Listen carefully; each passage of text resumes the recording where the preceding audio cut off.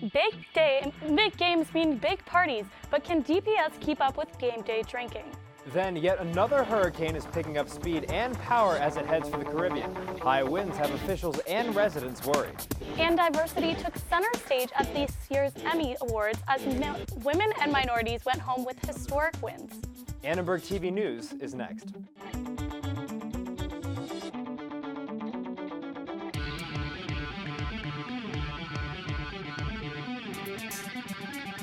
Live from USC, you're watching Annenberg TV News.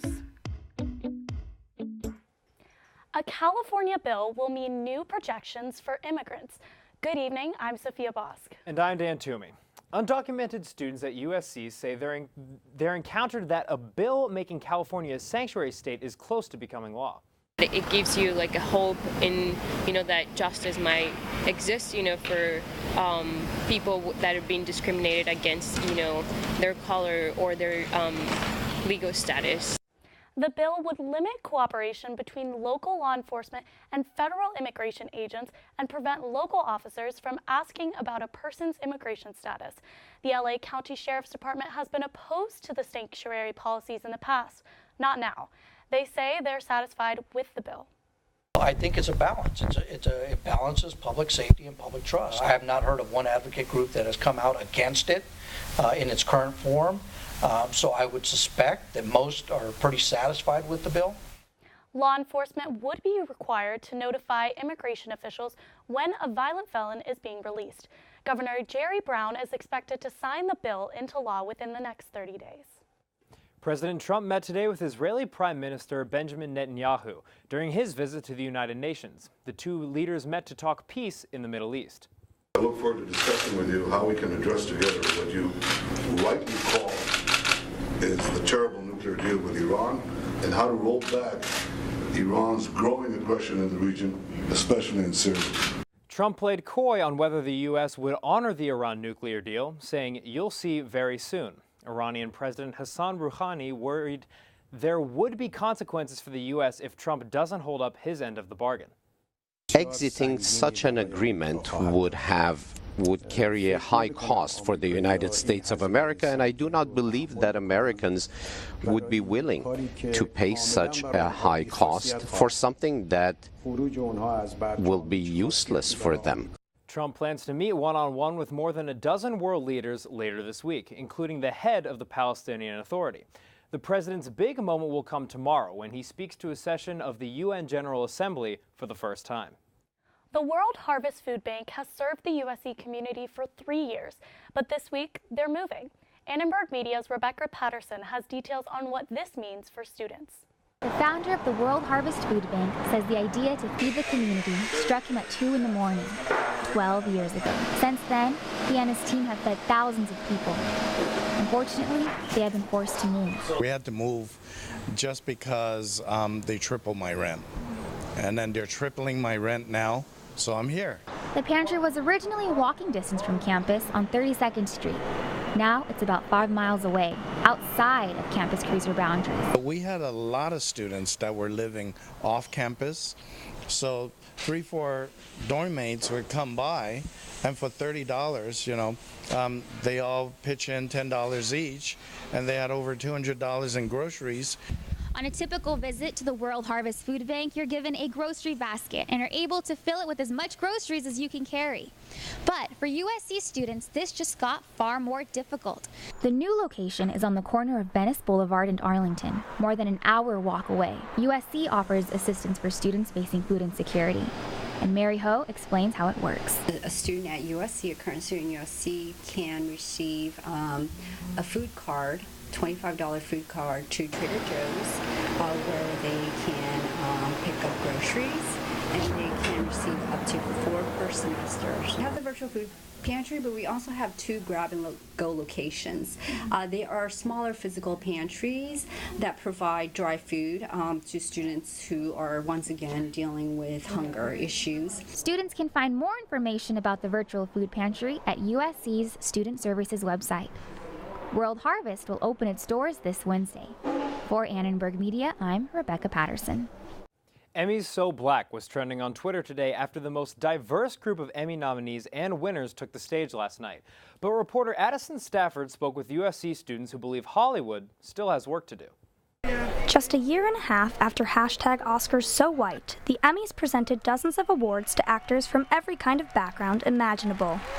Aziz Ansari and Lena Waithe won for Best Writers for a Comedy Series for Netflix's Master of None, making Waithe the first African-American female to ever win that category. The things that make us different, those are our superpowers. On top of that, Donald Glover made history by becoming the first black director to win directing for a comedy for his show Atlanta. He also took home Best Lead Actor in a Comedy for the same series.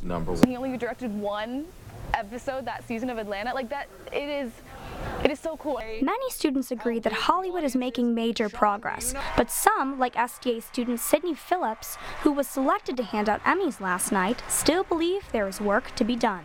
I don't think anyone should ever get complacent, and we're not doing it to fill quotas, to break records. For some students, last night was a step in the right direction, but the movement for major change starts here on campus.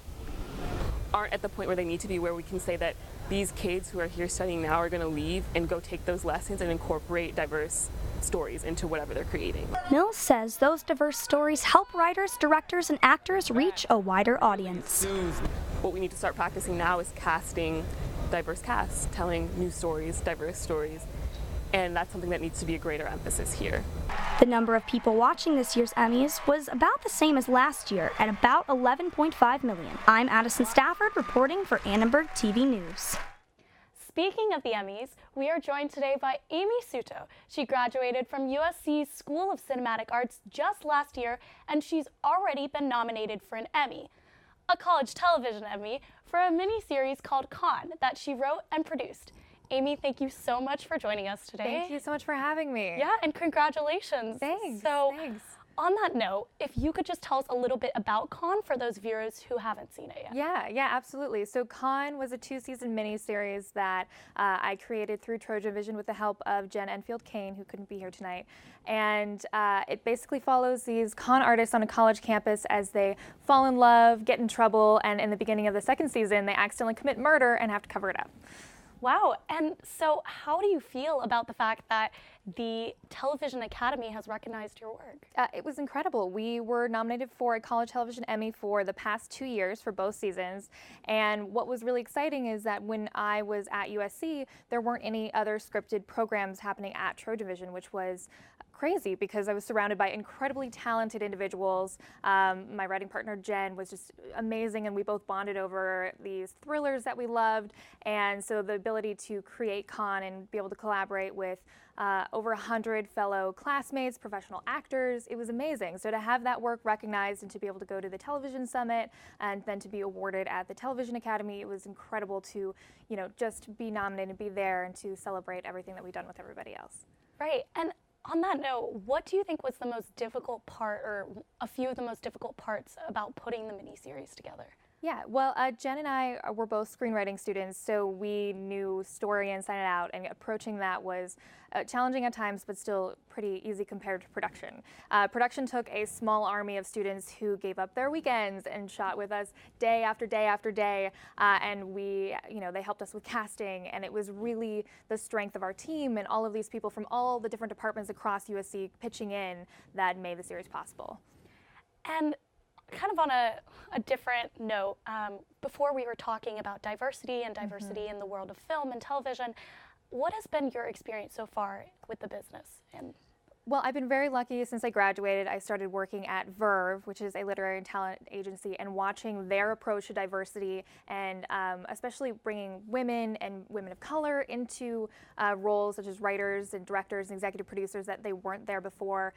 It was a really incredible first internship that I got through USC, and then a job that I did for a year. And watching those advocates in the workplace really push for women and diversity was incredible. It was really inspiring. And from there, I was able to get a job with their help working for Carl Gajasek as his assistant on Z, the Beginning of Everything, before he unfortunately got canceled.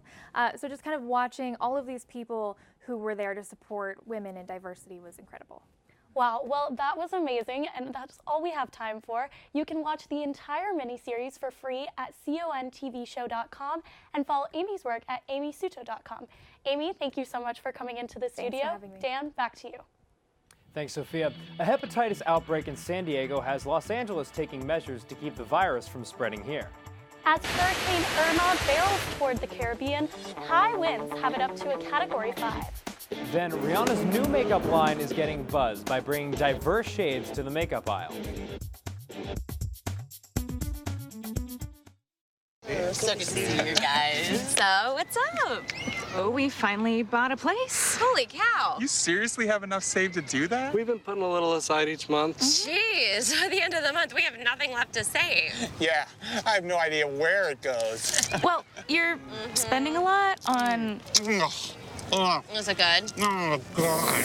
Oh, how is my account overdrawn? When it comes to financial stability, don't get left behind. Get tools and tips for saving at feedthepig.org.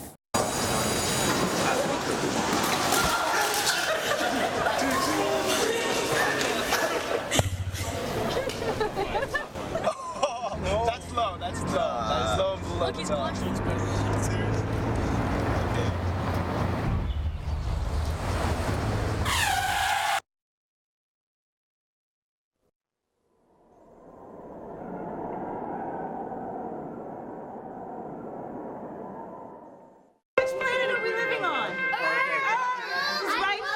What do you think it would be like to teach? Chances are, you have no idea. Teachers today are breaking down obstacles, finding innovative ways to instill old lessons, proving that greatness can be found in everyday places, and that you don't need to be famous to be unforgettable. That's what it's like to teach.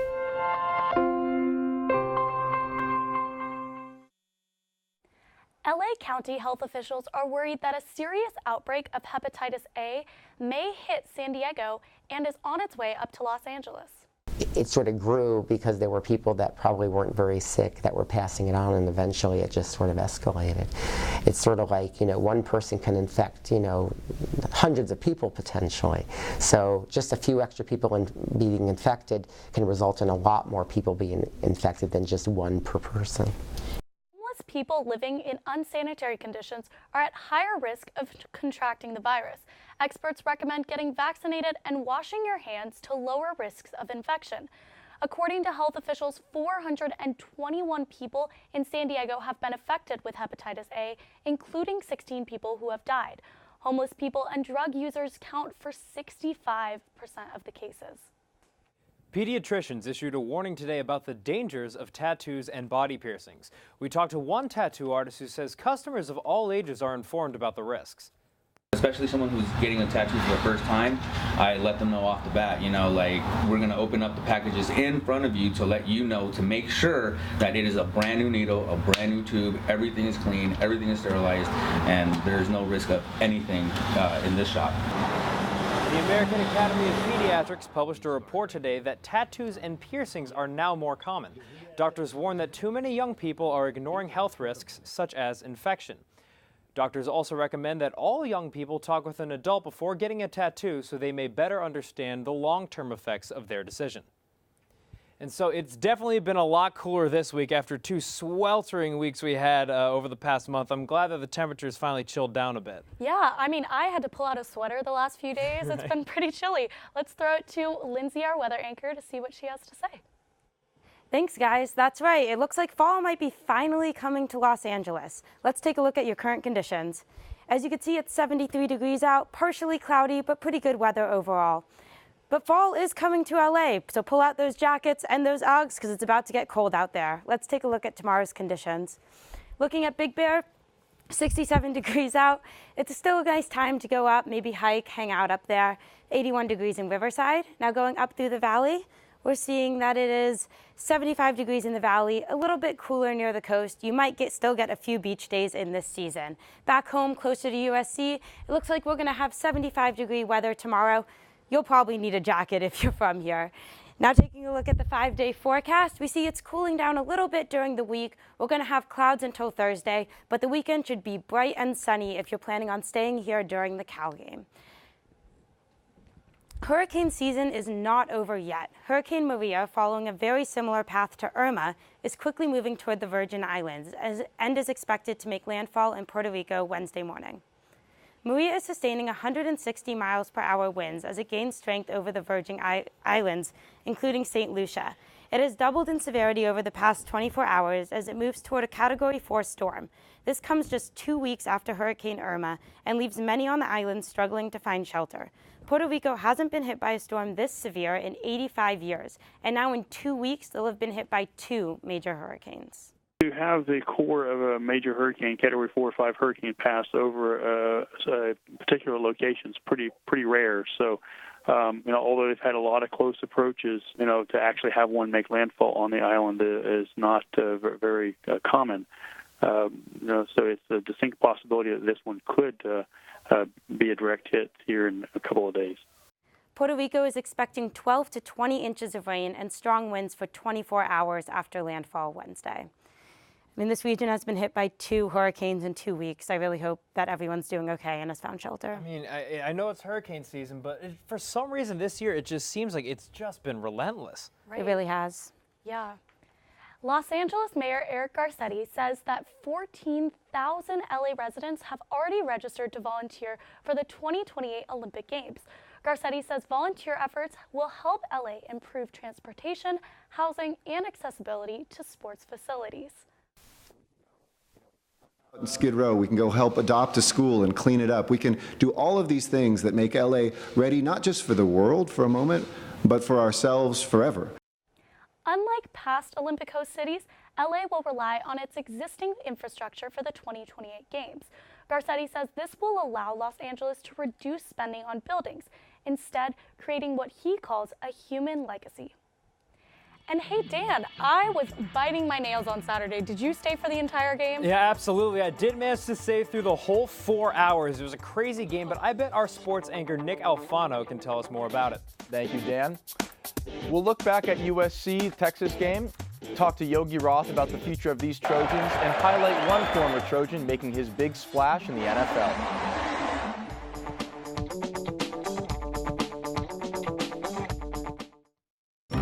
If you store your guns properly, I'll feel safer when I'm playing outside. Safer when walking home. I won't have to tell so many family members. I'm sorry. I won't hear as many scary stories. And I won't have to tell my kids. This isn't a drill. Please. Please, do it for us. Your family, friends, and neighbors are all counting on you. Never let your gun get into the wrong hands. Remember, always, lock it up. Visit ncpc.org.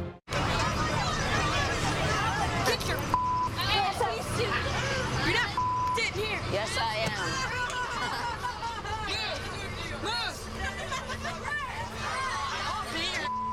Give it to him hard.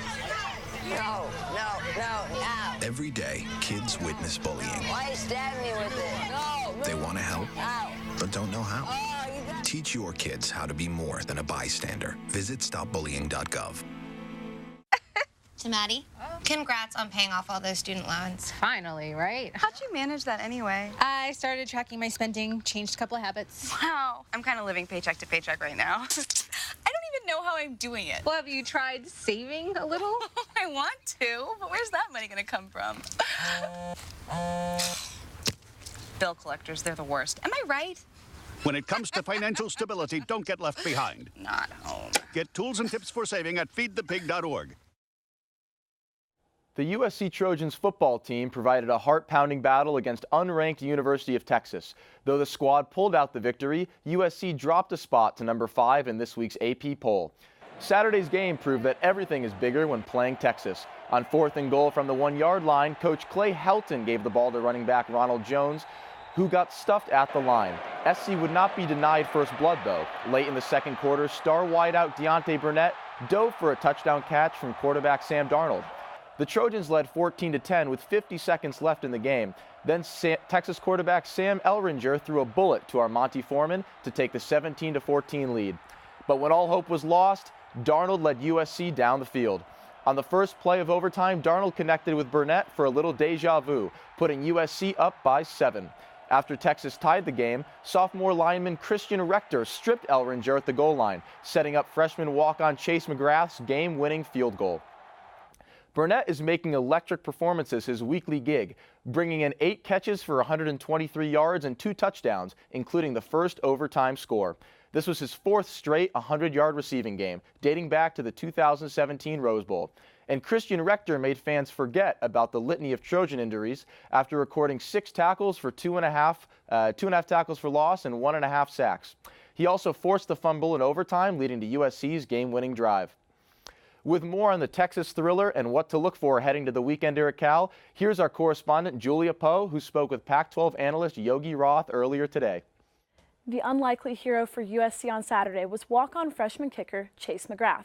In his first college game, McGrath nailed 2 vital field goals, one to send the game into overtime and one to win.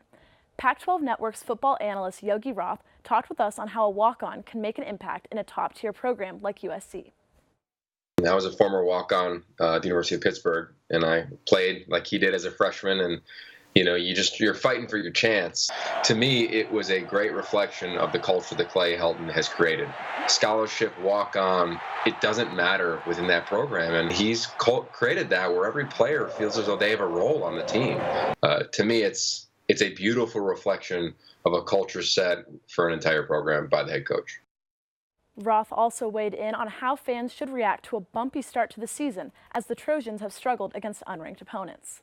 Look, I mean, if we think that SC is going to win 48-14 every week, don't stop thinking that way. This conference is too competitive. I think college football landscape is too competitive for the most part to do that once you get going. They're going to get everybody's best, and they're going to have to bring it. And when I look at them now, with this schedule, they have to, what I call, dictate terms. And you do that by running the football. Then this team's going to be elite, if they can do that. And they've got the horses in Stephen Carr and Ronald Jones. I think they have an efficient enough offensive line.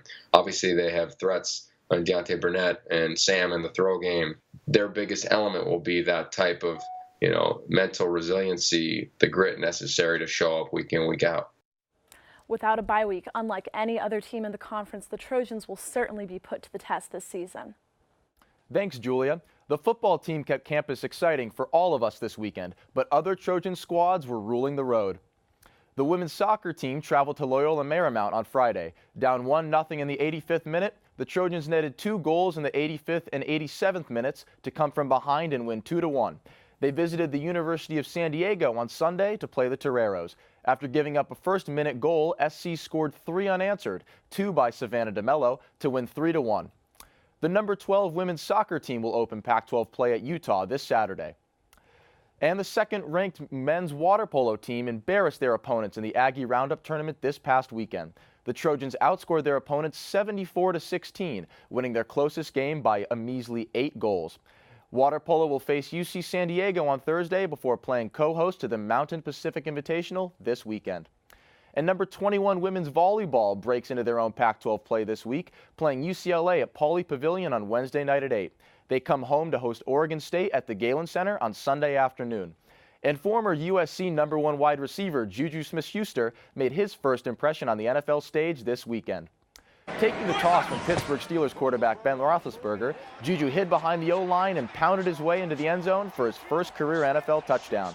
The Steelers took down the Vikings 26-9 on Sunday.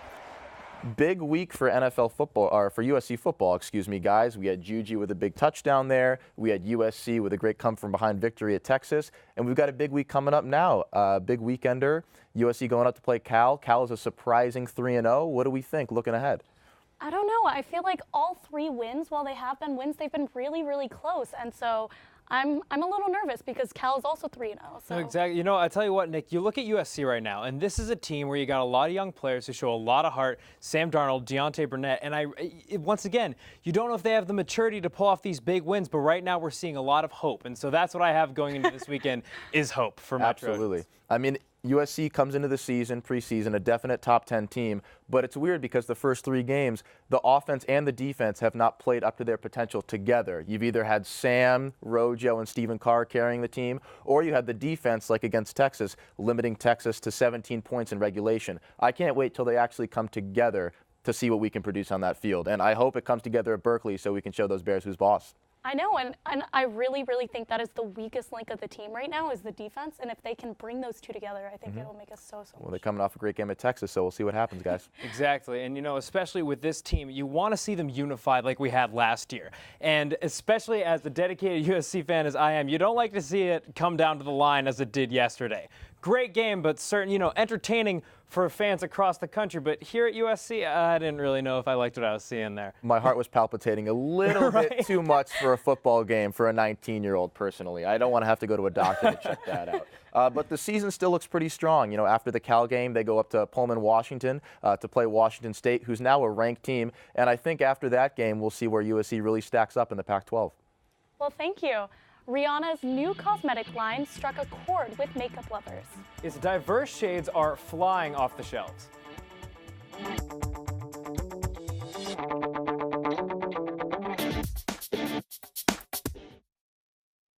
Listen to me. I am captain of the track team. And if I'm late, She doesn't really think she's going to get out of here, does she? Be nice. She's new. Hello, is anyone there? Ugh! Wow. Even from our standards, you look awful. Oh, sweetie, what happened? Me? My friend Becky got to talk to this super cute boy, and I tried to act like I wasn't jealous, but I so totally was. And then out of nowhere, this concrete barrier just popped up. Maybe it was a semi. You mean you were driving?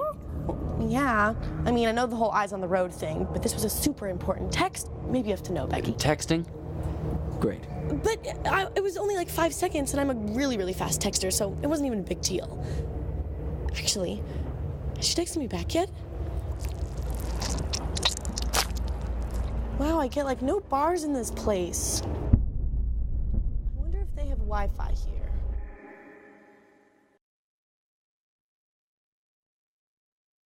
So, I got this new family, and I don't know what it is about this one, but she can't seem to put down that toy all day long. Tap, tap, tap, tap. Oh, and she even talks to it. She talks to that more than she talks to him. What's up, bro? Nice shirt. Who's she talking to? Her mom? She talks to her mom a lot.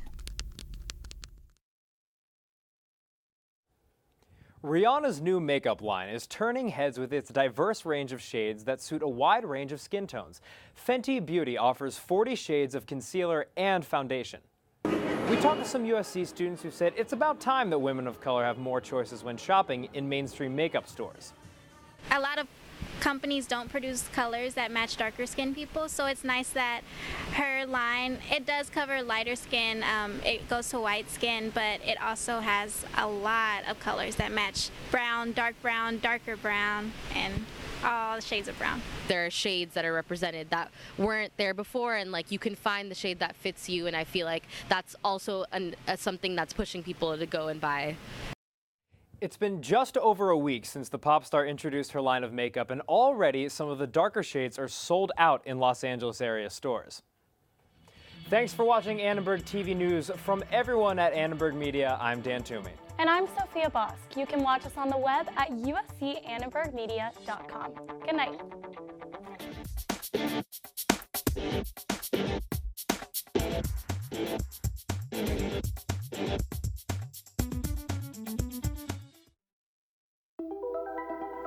Todd's a great guy. I mean, look at him. What a sweetheart. Attaboy. Wait, Todd, what are you doing? How totally selfish and un-Todd-like of you. Come on, Todd. Come on, man. Wow, these are really good. You act surprised.